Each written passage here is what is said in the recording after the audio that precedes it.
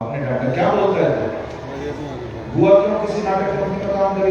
बोले नहीं, मैं ऐसे ही पूछ रहा हूँ। नहीं, आज सुबह सुबह मम्मी कह रही थी बोल रही थी तेरी बुआ आने वाली है, अब घर में रोज नया नाटक हो गया। के बेमारी देखो, इसीलिए मेरे बाके बिहारी श्री कृष्ण की जो बुआएं हैं ना, वो भी ननद नहीं है, उनका भी नाम है नंदा और सुनंदा, वो भी आनंद देने वाली है। जो यश दे वो यशोदा, जो आनंद देते हैं। मैया ने लाला कन्हैया को लेकर पूतना की डोर में ले गोपी, तू मेरे लाला को अच्छी तरह खिला। पूतना बालकृष्ण को खिलाने लगी, पर बाबा ने इस पर कृपा में दृष्टि नहीं डाली। अरे भाव को ऐसे मारे कथा करते जाओ, इनका कोई अंत नहीं। ये सबसे नजर बचाकर बालकृष्ण को लेकर नंद भवन के बाहर चली गई और एक शिला पर जाकर प्रभु को दूध पिलाने लगी पूतना। और भगवान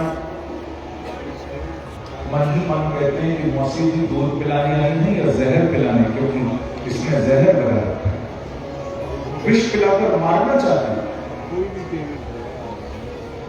तो मेरे प्रभु घबरा गए, प्रेम से कौशली राधे। बालकृष्ण मन ही मन बोले कि मौसी जी तो जहर देने आई है। भगवान इसको मौसी कहते हैं। क्या कहते हैं? मौसी। मौसी माने जो माँ के जैसी है। ये भी माँ का काम करने आई है। माँ की बहन को ही तो हम मौसी बोलते हैं, मासी बोलते हैं, जो माँ के जैसे है। और पूतना भी कोई काम करने, दूध पिलाने आई है, पर मारना भी चाहती। तो ठाकुर जी बोले कि मौसी जी तो मारना चाहती, क्या करूं? प्रभु बोले हमने तो कभी जहर खाया नहीं, हम तो दूध दही माखन खाने वाले हैं, हमने कहां जहर खाया। देखो, मैं बीच बीच में थोड़ी ब्रजभाषा बोल रहा हूं, आपको समझ तो आ रही है, कठिन तो नहीं, क्योंकि ब्रज की लीलाएं हैं। थोड़ा थोड़ा ब्रजभाषा में आनंद लेगा आता है। और मुझे तो यहाँ हिमाचल की भाषा तो आती नहीं मारे, तो जहाँ से आया हूँ वहाँ की थोड़ी थोड़ी सुन, पर कोई बात नहीं, हिमाचल आता रहूंगा तो आपकी भी सीख जाऊंगा।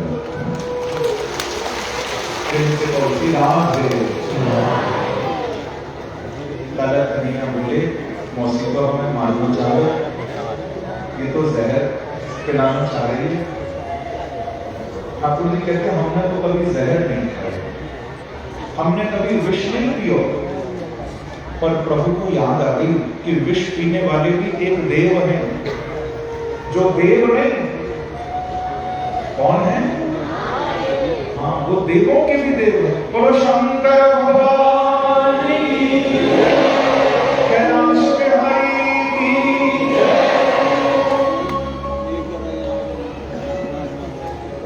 देखो, भोले बाबा की जय जयकार अच्छे से लगाए, तो आपके तो रिश्तेदार हैं हिमाचल वालों को, है कि नहीं?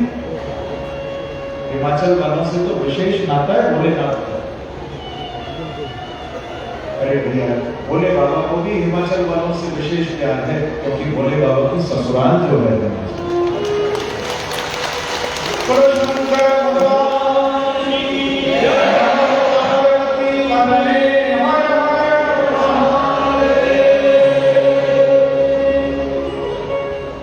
भोलेनाथ विष पीने वाले देवता।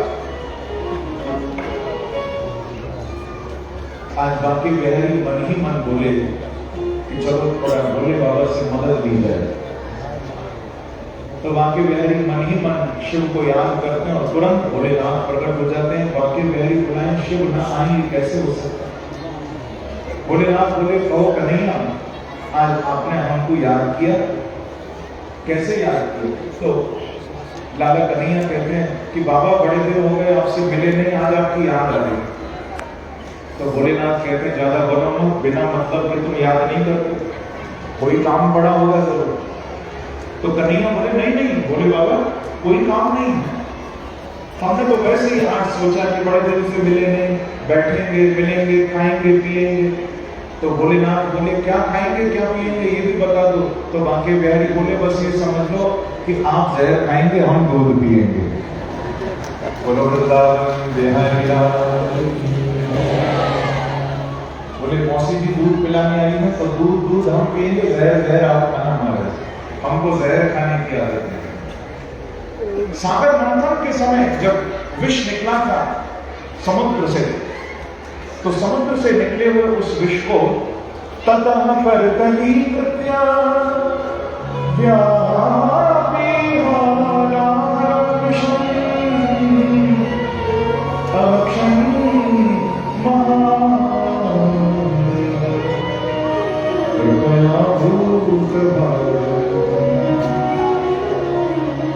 जब सागर मंथन से विष निकला था बंधुओं, तो उस विष को भोले बाबा ने पिया था।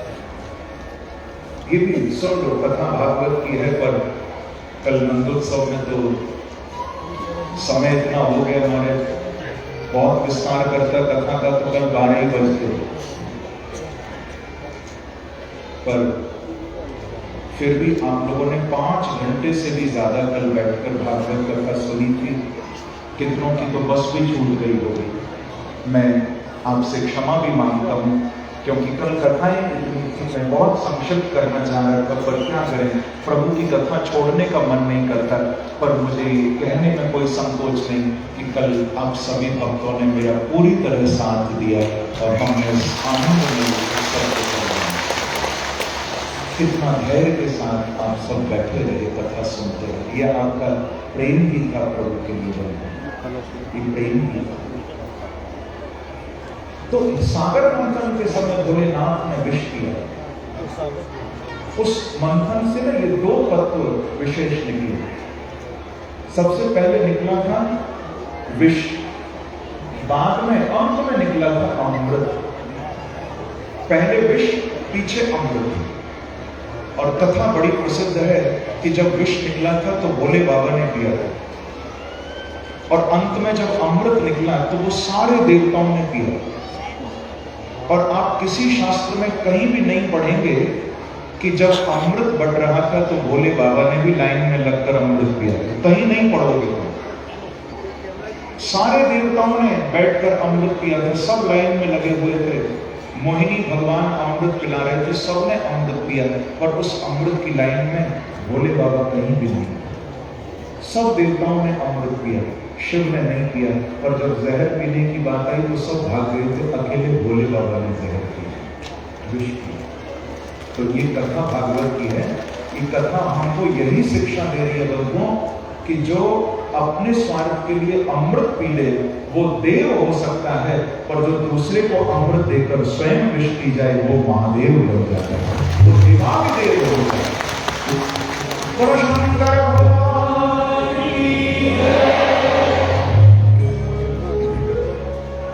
एक बार में जब ये कथा मैंने कहीं सुनाई तो कथा के बाद कोई आया और उसने आकर बड़ी अजीब सी बात की। उसने कहा कि महाराज आप कहते हो जो अमृत पिए सो देव, जो विष पिए सो महादेव, तो अच्छा हो इसमें एक लाइन और जोड़ी जाए। मैंने कहा भैया मुझ में तो इतनी बुद्धि नहीं, आप जोड़ सको तो जोड़ो। तो उसने तीसरी लाइन इसमें जोड़ी। उसने कहा कि महाराज जो अमृत पिए सो देव, जो विष पिए सो महादेव, पर जो पिए तो विष पर चेहरा अमृत वाला बनाए घूमे वो है पतिदेव। बोलो शंकर भगवान। जो पीता तो विष है पर चेहरा अमृत वाला बनाए फिरता है। एक व्यक्ति ने कहीं घूम रहा था और ऐसे अपने गाल पर हाथ रखे हुआ था, तो उसका कोई मित्र मिल गया, कहा कि भाई आज गाल छुपाकर कहाँ जा रहे? बोले बस पूछ, आज मरते मरते बचा, बड़ी मुसीबत है। अरे हुआ क्या? बोले आज पत्नी का जन्मदिन था। तो ये तो खुशी की बात है, पत्नी का जन्मदिन था। तो बोले अब ज्यादा मत बोल भैया, उसका जन्मदिन था ये समझ ले मेरा मरण दिन हुआ है। अरे लेकिन हुआ क्या, ऐसा क्या हो गया? बोले बस जन्मदिन था, बहुत अच्छी तरह से मनाना चाहते थे, सब रिश्ते नातेदार बुलाए गए, खूब हमारे बर्थडे की पार्टी जैसे लोग करते हैं ना, खूब सजावट हुई, रिश्तेदार आए, खाना पीना हुआ। बस मुसीबत कब आई? जब केक कटने का समय आया।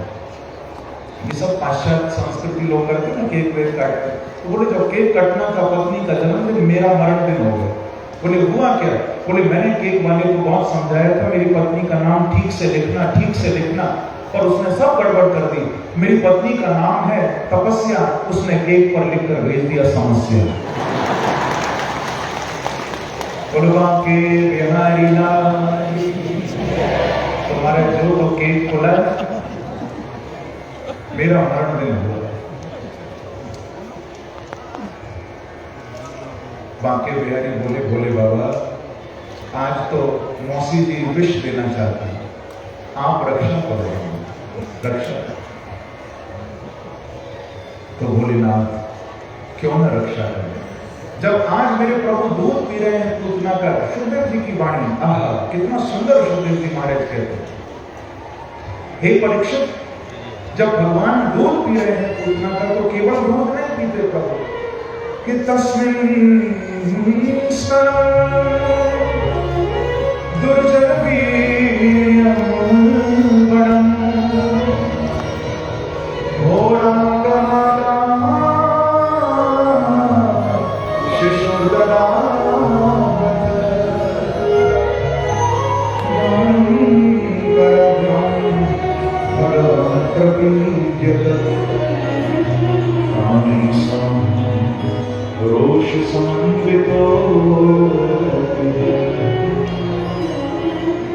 जब मेरे प्रभु आज दूध पी रहे हैं पूतना का तो केवल दूध नहीं पीते, रोष समन्वितो पिबत।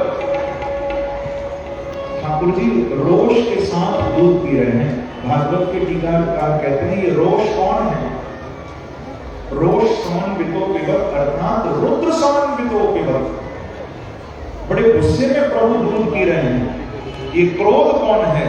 ये क्रोध ही भोले बाबा, यही रुद्र हैं। यहां दर्शन कराया सुखदेव जी। अकेले कृष्ण दूध नहीं पी रहे, मानो शिव भी आ गए, जो अभी हमने कथा सुनी। इस एक पंक्ति में उसका भाव छुपा। तो मानो शिव जहर विष पी रहे और बांके बिहारी दूध पी रहे। पर प्रभु जब विष भी निकल गया, दूध भी पी लिया, तो सुखदेव जी कहते हैं प्राण ही समम। पूतना के ना अब प्राण निकलने लगे अंदर से। ठाकुर जी प्राणों को खींचने लगे। जब प्राण निकलने लगे तो पूतना घबरा गई कि अरे ये बालक तो मेरे प्राण खींच रहा है। तो तुरंत पूतना अब गोपी नहीं, अब विकराल अपने पूतना स्वरूप में आ गई और आकाश